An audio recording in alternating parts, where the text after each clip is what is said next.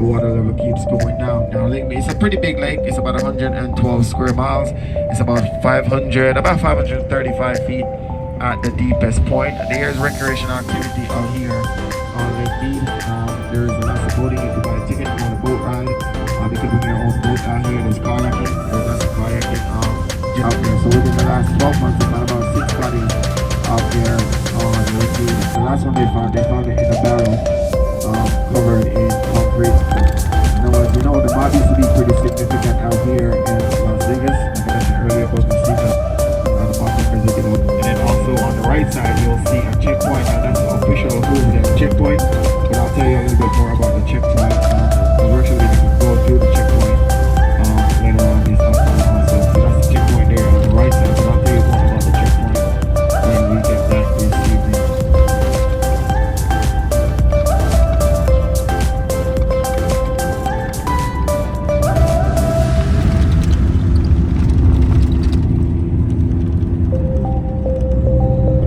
Here on the left side, so this is the bridge that you're going to walk on later on when we get back, and you'll be able to see the Hoover Dam. The Hoover Dam is on the left right now. You might not be able to see it because the wall is a little bit too high, but we will get to see it on the way back later on. So we are officially about to enter into the state of Arizona. So if it's your first time in Arizona, you don't have a tank. They'll put it in the back of their trucks, or for those cars, they'll put it on the trailer on the back of their cars, and they take it over to the well. We'll actually be driving around the well in a little while, so you actually get to see what the well looks like.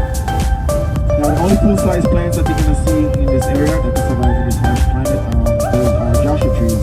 Now, Joshua trees, they got their name from Mormon settlers. They said the parents were the prophet Joshua holding up these hands to the sky, so that's what they call them. Joshua trees, they look more like a cactus versus an actual tree. Now, Joshua trees are native to California, Arizona, Nevada, and some parts of Utah. Now here in Arizona, the Joshua trees are protected. So for residents that do have Joshua trees out here, even if it's close to their house, they can't cut them down. If they do, they'll price a fine.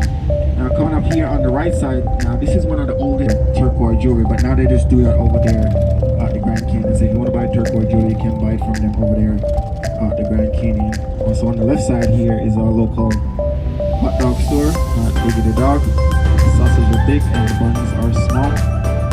Now if you look over here on the left side, so this is the well right here. This little house that you see, little white house with that little stop sign right there, that is the well. So that is where everybody in Dolan Springs has to come to get their water. Like I said, there's no running water here in Dolan Springs. On the right side, that's a Mexican restaurant that serves Chinese food. Also over here on the right, this is Dollar General. This is another local grocery store. And then this right here, that truck right there, that's the tank. That's what the tanks look like. They usually put it in the back of their trucks and then go over to the well to get water. There are no hospitals or police station out here. If they have that kind of emergency, they usually respond from Kingman, Arizona. That's the fire station over there on the right side. And here on the right side, that is their local library. The library has 6 books. Yes, they have 6 books. I checked, there's 6 books in there. If you want to go in there and check, you can always go check and we'll pick you up on the way back. They have one school out here. The school goes from kindergarten all the way up to middle school, and then the high schoolers, they go to school in Kingman, Arizona, which is about 40 miles away. So they have to get up in the morning to hop on the school bus. It's 40 miles one way, so it's an 80 mile.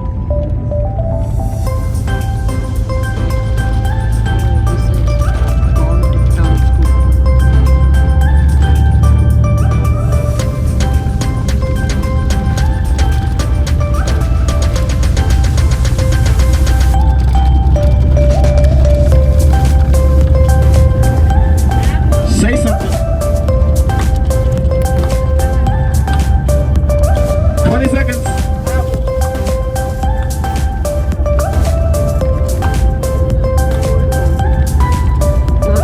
10 seconds.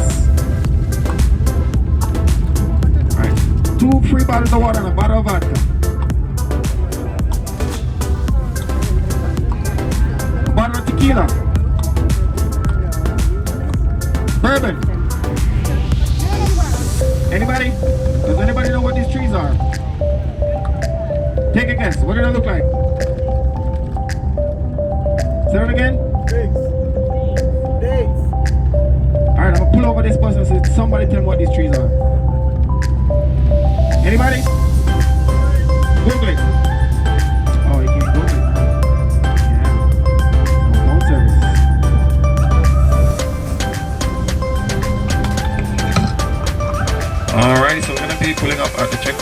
just a second. There's gonna be an agent over there. I'm gonna stop the agent. He's gonna come on the bus and look around for a little bit. If they ask any questions, you have the right to remain silent. Do not answer any questions. If they ask you my name, tell them you do not know. Also, if anybody has any contraband, organic contraband, just give it to me. I'll hold it for you. If you give it.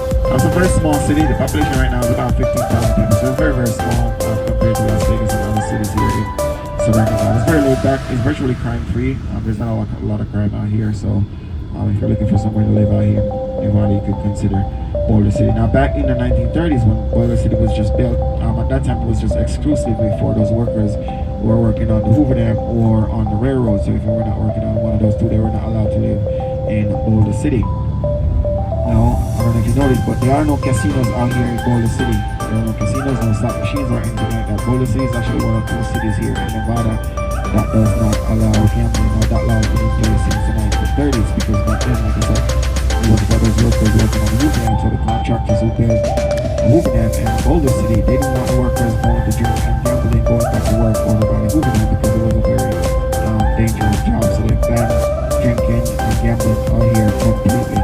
Now, over the years, the laws concerning alcohol changed, so you can purchase alcohol in Boulder City. You just can't walk along the street open containers of alcohol. But gambling is still banned out here. There are no casinos or anything like that in Boulder City. Now, how they used to enforce that law, they used to have a checkpoint set up right outside the city. So when the workers would go down to Las Vegas to drink and gamble, they would have to pass through a checkpoint before they were allowed to go back in Boulder City. Now, if they were intoxicated, they would not be allowed back in the city. They would have to stay outside the city limits and sober up before they were allowed back in the city, and then to go back to work over by the Hoover Dam.